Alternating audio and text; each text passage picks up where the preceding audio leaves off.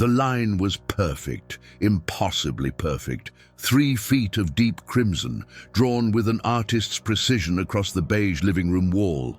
Detective Sarah Vance had seen a lot in her 17 years working homicide in Chicago, but she'd never seen anything like this.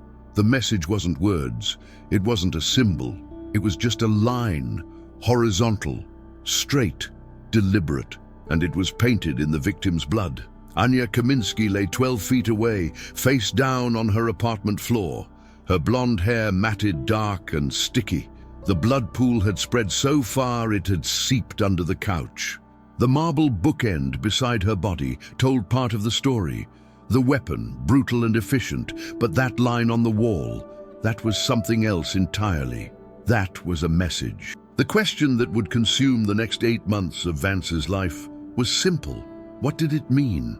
It was March 19th, 2019, a cold Tuesday afternoon, and Vance was about to step into one of the strangest murder investigations Chicago had seen in years.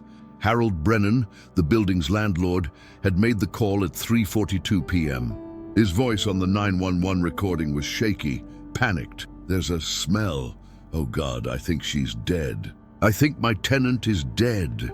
When patrol officers Marcus Chen and David Rodriguez arrived at 1847 Riverside Drive, apartment 4C, Brennan was sitting in the hallway with his head between his knees, trying not to vomit. "I just cracked the door," he kept repeating. "I just cracked it to check on her. The smell." Chen had pushed the door open fully, and that's when he saw her. Ania Kaminski, 29 years old, data analyst, Polish immigrant, dead for what the responding officers estimated had been at least 2 days, maybe 3.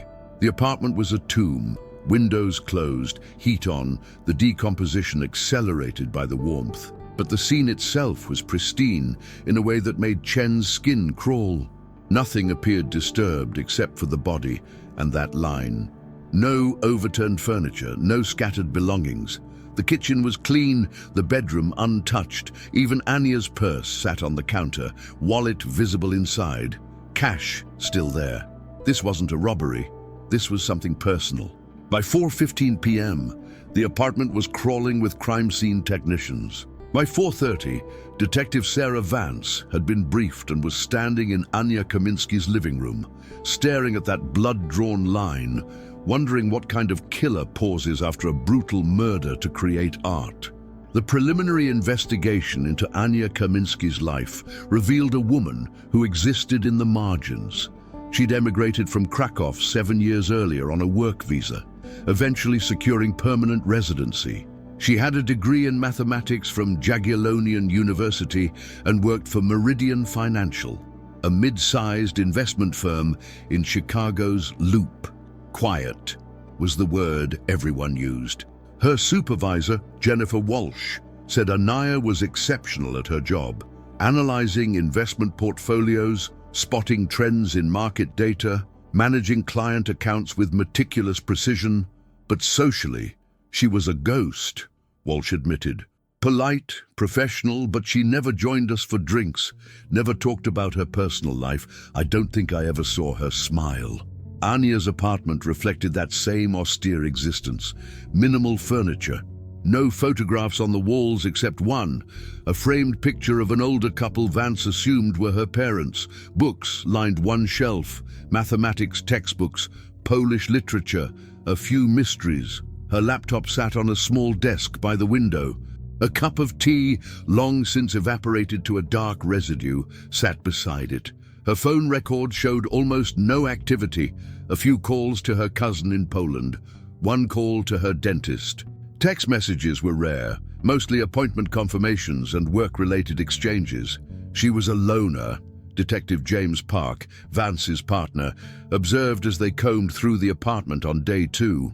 Or no boyfriend, no girlfriend, no close friends we can find. Who the hell kills someone who barely interacts with the world? That was the central mystery. If Ania barely let anyone into her life, who had she let into her apartment the night she died? The medical examiner's report came back on March 21st, 2 days after the discovery. Dr. Patricia Lynn's findings were grim but illuminating. Cause of death: Blunt force trauma to the head, multiple impacts, at least 8 separate strikes with the marble bookend, which had been part of a decorative pair on Ania's bookshelf. The first blow had likely rendered her unconscious. The subsequent 7 were overkill, literally. Rage, Dr. Lin told Vance, or panic, maybe both. This person didn't just want her dead, they obliterated her. Time of death was estimated between 6 p.m. and 10 p.m. on Saturday, March 16th. Ania had been dead for approximately 72 hours before Harold Brennan opened her door. Any defensive wounds? Vance asked. None. She didn't fight back. Either she was attacked from behind without warning, or she didn't perceive her killer as a threat until it was too late. The toxicology came back clean. No drugs, no alcohol. Ania had been completely sober when she died. But the detail that haunted Vance was the bloodline on the wall. Dr. Lin confirmed it had been created post-mortem using one of Ania's own paintbrushes. A set of watercolors sat on her desk, and one brush was missing. The killer had dipped it in Ania's blood and carefully, methodically drawn that perfect horizontal line. How long would that take? Vance asked the crime scene tech, Morris Webb. Webb studied the photos. To get it that straight? That precise? 5 minutes, minimum, maybe 10. The killer wasn't rushing. They had time and they used it. That told Vance something crucial. The killer felt safe. They didn't fear interruption. They knew no one was coming. While Vance worked the physical evidence, Detective Park dove into Ania's digital life. Her laptop was password protected, but the forensics team cracked it within hours. What they found initially seemed mundane. Work files, spreadsheets, tax documents. But Park was thorough. He ran data recovery software on the hard drive. That's when things got interesting. 2 weeks before her murder, Ania had deleted a folder containing 63 files. Park recovered them all. They were screenshots and saved emails, meticulously organized, spanning 18 months. And they told a very specific story. Ania had been tracking financial irregularities at Meridian Financial. The earliest screenshots dated back to September 2017.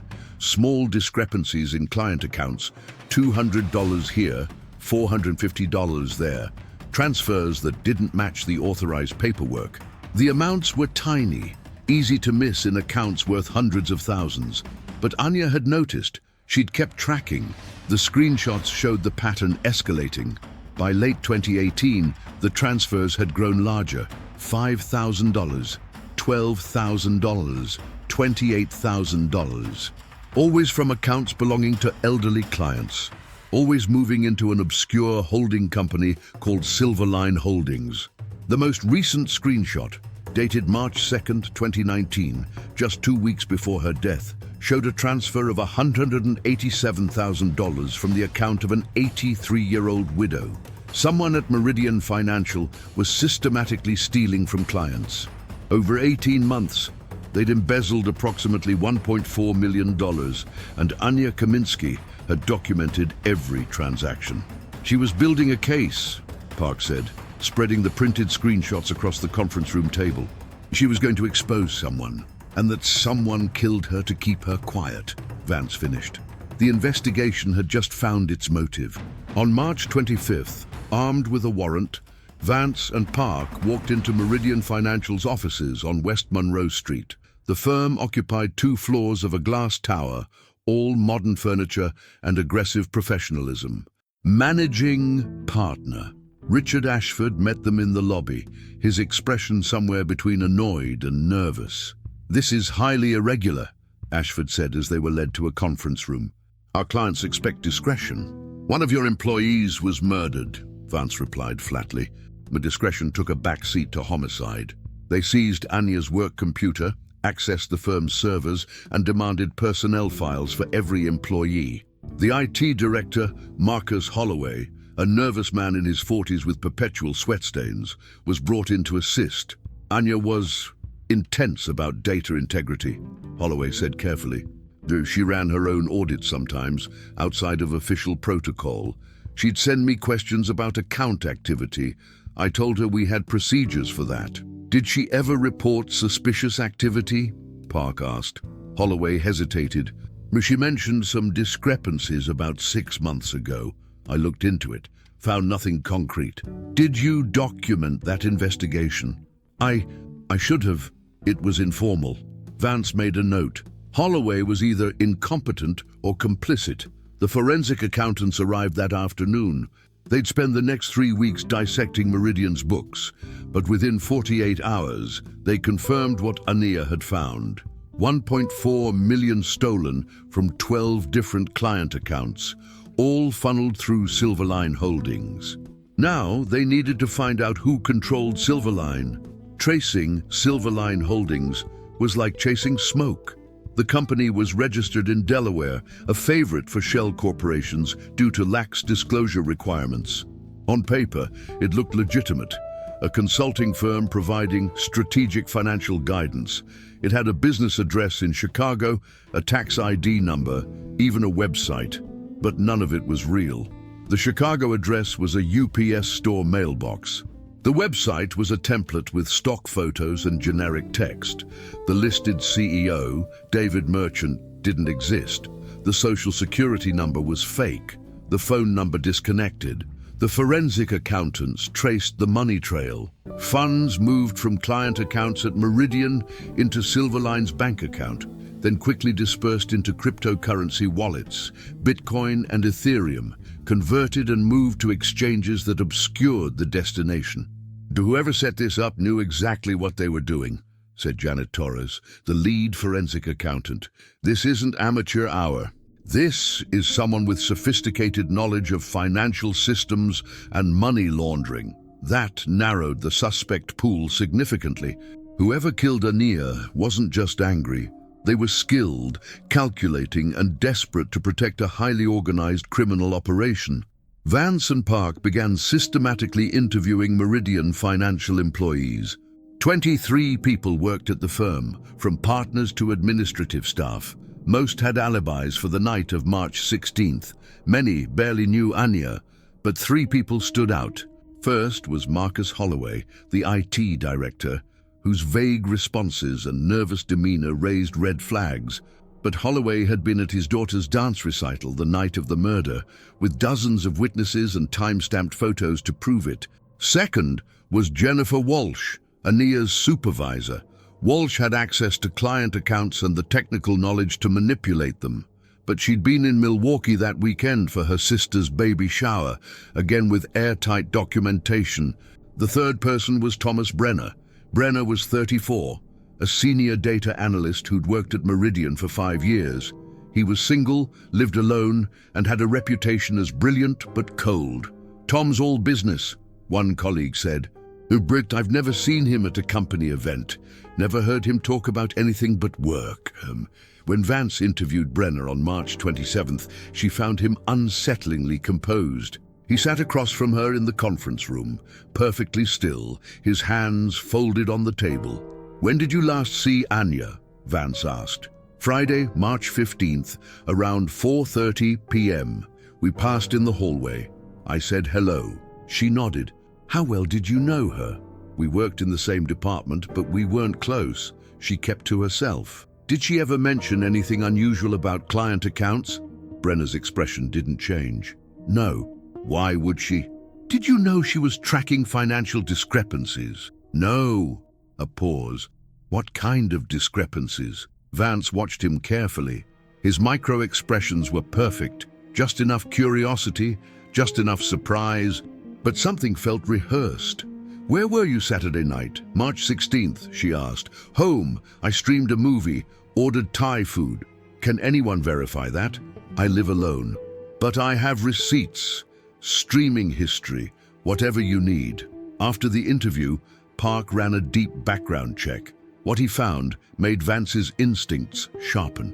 Thomas Brenner had worked at 2 other financial firms before Meridian. Both had experienced unexplained losses during his tenure. One firm had written it off as accounting errors. The other had quietly settled with affected clients but never filed charges. Brenner had moved from job to job, always leaving just before problems surfaced, and his apartment was 4 blocks from Ania's. For 3 days, Park canvassed a 6-block radius around Ania's apartment building, collecting security camera footage from businesses, apartment complexes, and traffic cameras. And most yielded nothing useful: wrong angles, poor quality, or gaps in timing. But a bodega on the corner of Riverside and Clark had a camera pointed directly at the street. The footage was grainy, but usable. Park watched hours of recording, fast-forwarding through mundane pedestrian traffic. Then, at 5:47 p.m. on March the 16th, he saw Ania Kaminski walking toward her building, carrying 2 grocery bags from the Whole Foods 3 blocks away. She entered her building at 5:49 p.m. Park kept watching. At 6:23 p.m., a figure appeared on screen, walking from the direction of Wells Street. Dark jeans, navy blue jacket with a hood pulled up, gray baseball cap, hands in pockets. The person walked with purpose but not urgency, head down to avoid cameras. The figure reached Ania's building at 6:26 p.m. and disappeared inside. Park's pulse quickened. He continued watching. At 8:17 p.m., nearly 2 hours later, the same figure exited the building. Same clothes, same posture, but moving faster now. The person turned right and walked quickly out of frame. Park ran the footage back and forth, trying to get a clear look at the face. The angle was wrong. The cap obscured everything. But then he noticed something in the reflection of a parked car's window as the figure passed. Just a fraction of a second. A ghostly image in the glass. Park sent the footage to the forensics lab with one request: enhance that reflection. It took them 16 hours. When the enhanced image came back, Vance stared at it for a full minute without speaking. The face in the reflection was Thomas Brenner. Armed with the surveillance footage, Vance obtained a warrant to search Brenner's apartment. At 6:45 a.m. on April 3, 2019, she knocked on his door with 6 officers behind her. Brenner answered in sweatpants and a t-shirt, looking genuinely surprised. "Detective, what's going on?" "We have a warrant to search your residence in connection with the murder of Ania Kaminski." For just a moment, less than a second, something flickered across Brenner's face. Fear. Calculation. Then his mask was back. "This is absurd. I barely knew her." The search took 4 hours. They found the navy blue Columbia jacket hanging in his closet. They found the gray New Balance running shoes in his bedroom, freshly cleaned, but with microscopic traces of what would later test as Ania's blood in the treads. They found a laptop with military-grade encryption. And in the bathroom, hidden inside a tampon box under the sink, a place male officers might overlook, they found a paintbrush, size 4, round, synthetic bristles, the ferrule still faintly stained with dried blood. "Thomas Brenner, you're under arrest for the murder of Ania Kaminski," Vance said. Brenner said nothing. He simply held out his wrists for the handcuffs, his face blank. Brenner's encrypted laptop became the FBI's problem. The cybercrimes unit spent 3 weeks attempting to crack it with no success. The encryption was sophisticated, possibly custom-built. Without the password, the data inside was inaccessible. But investigators caught a break from an unexpected source. Brenner, like many people, had used an automated cloud backup service for his files. The service, CloudSafe, offered end-to-end encryption for files in transit, but stored a backup key on its servers in case users forgot their passwords. Most people didn't know this. A federal subpoena to CloudSafe yielded access to Brenner's complete backup, uploaded incrementally over 3 years. What they found was damning. Brenner had created Silverline Holdings in 2017 using a stolen identity, a deceased California man whose death hadn't been properly registered in all databases. He'd set up the shell company, opened bank accounts, and begun systematically siphoning money from Meridian's elderly clients. The cloud backup contained spreadsheets tracking every theft, email drafts planning the next moves, cryptocurrency wallet addresses, and a folder labeled AK Problem, dated March 10, 2019. Inside that folder were screenshots identical to the ones found on Ania's computer.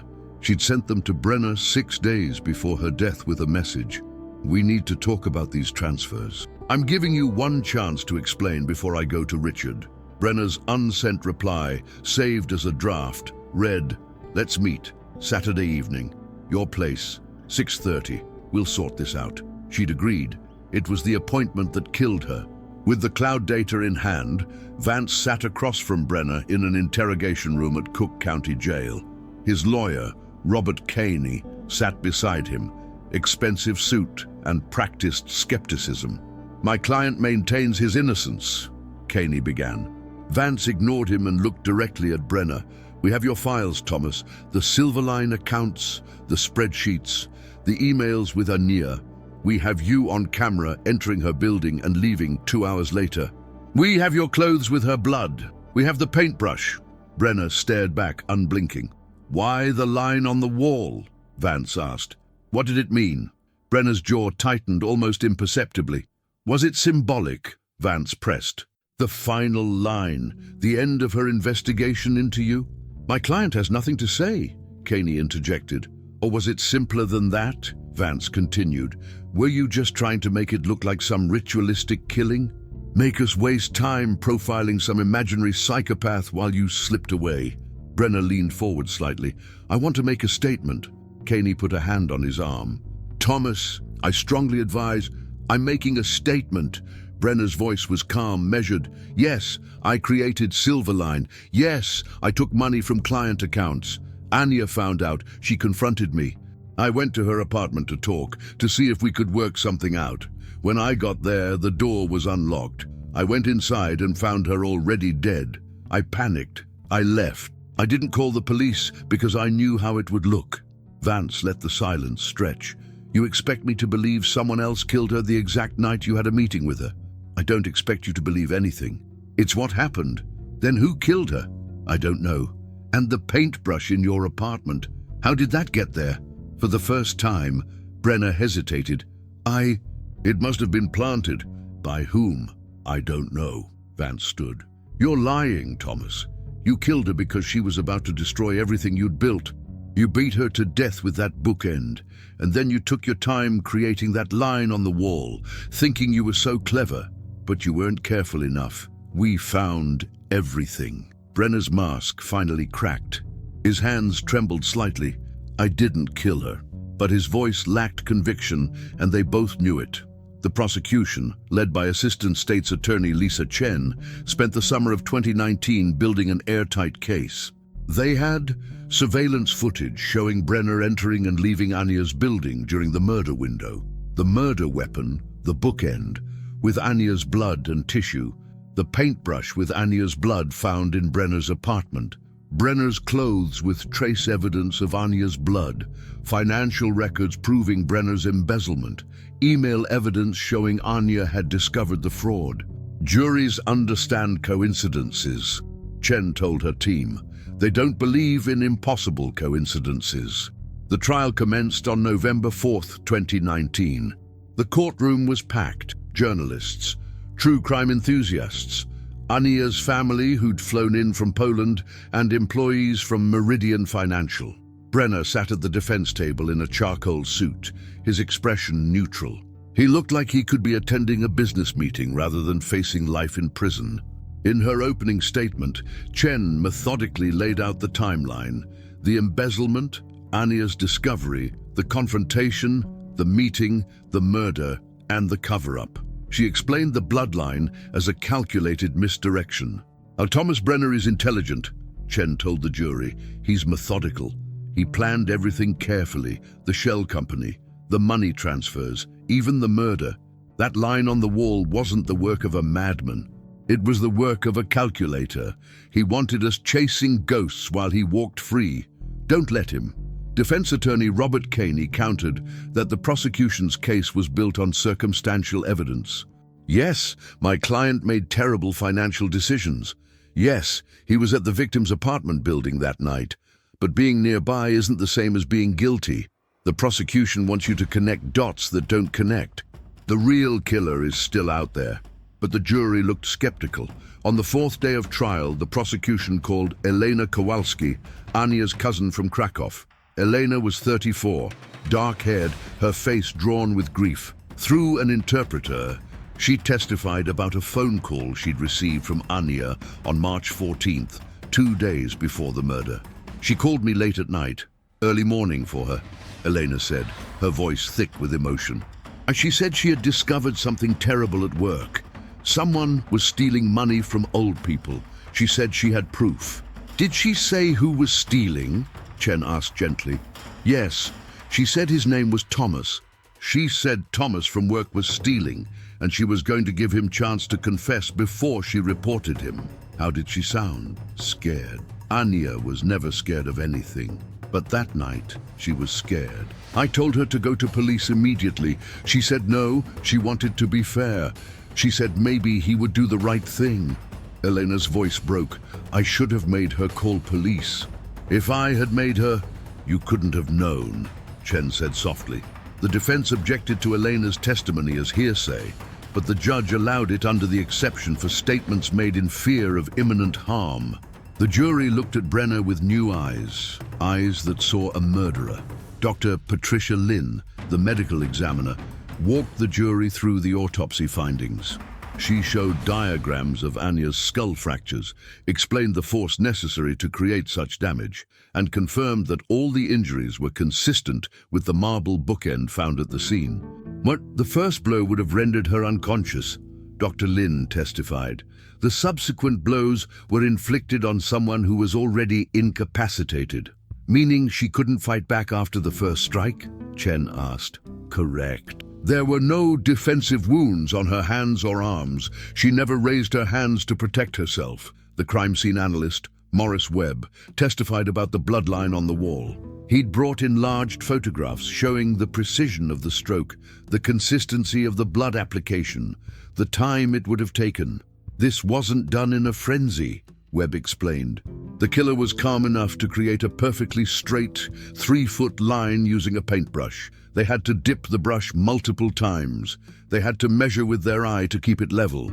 This took at least 5 minutes, possibly longer.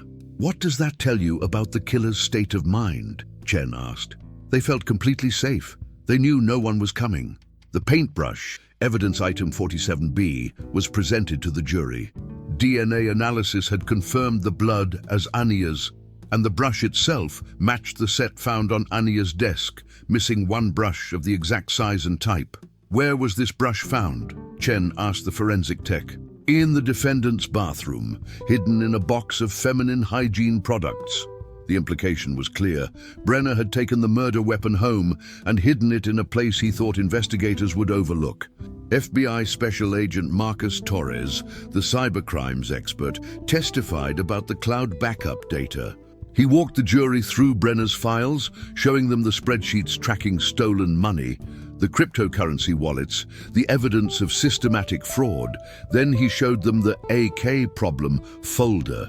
These are emails between the defendant and the victim, Torres explained, projecting them on screens throughout the courtroom. On March 10th, Ania Kaminski sent Mr. Brenner screenshots of unauthorized transfers from client accounts. She wrote, "We need to talk about these transfers. I'm giving you one chance to explain before I go to Richard." The email was displayed for the jury to read. And the defendant's response. He suggested they meet at her apartment on Saturday evening, March 16th, at 6:30 p.m. What time was Ania Kaminski killed? The medical examiner estimates between 6 p.m. and 10 p.m. that same night. The timeline was devastating. Against his attorney's vehement advice, Thomas Brenner insisted on testifying. It was a calculated risk. Juries sometimes sympathized with defendants who seemed willing to tell their side, but Caney knew it could backfire spectacularly. Brenner took the stand on November 15th, day 9 of the trial. He looked directly at the jury as he spoke, his voice steady. "I did create Silverline Holdings," he admitted. "I did take money from client accounts. I was in debt, gambling debts, and I thought I could borrow the money and pay it back before anyone noticed. I know that was wrong. I know that was illegal. But I didn't kill Ania." Caney walked him through his version of events, receiving Ania's email, panicking, agreeing to meet to see if they could work something out. Arriving at her apartment at 6:30, finding the door unlocked, pushing it open. "And what did you see?" Caney asked.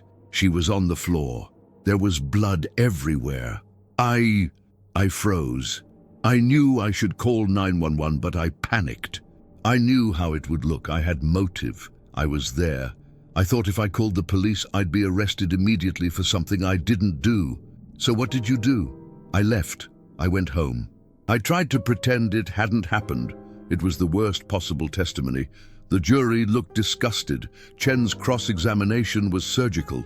You expect this jury to believe that in a city of 3 million people, someone else just happened to murder Ania Kaminski during the exact 2-hour window you claim to have visited her. I know how it sounds. Brenner, because from where I'm standing, you had motive. Ania was about to expose your $1.4 million theft. You had opportunity. You arranged to meet her alone. And you had means. You were there, in her apartment, when she died. I didn't kill her. You took a paintbrush from her desk, dipped it in her blood, and drew a line on the wall to make it look ritualistic, didn't you? No. You cleaned the murder weapon of fingerprints, but left it at the scene to mislead investigators. You'd already planned it. Brenner's composure finally shattered. His voice rose. I found her dead. I didn't kill her. I'm not a murderer. But the damage was done. The jury had seen him lose control. And in that loss of control, they'd seen guilt. Lisa Chen's closing argument was a masterclass in prosecution. She methodically walked through every piece of evidence, building layer upon layer until the cumulative weight was crushing. Thomas Brenner is a calculating, intelligent man, she told the jury. He stole $1.4 million over 18 months. He created fake companies, laundered money through cryptocurrency, covered his tracks at every turn. And when Ania Kaminski discovered what he'd done, he did what calculating people do. He eliminated the threat. He arranged to meet her under the guise of explaining himself. She let him in because she was giving him a chance to do the right thing, and he beat her to death for her kindness. Then, and this is important, then he took the time to create that bloodline on her wall.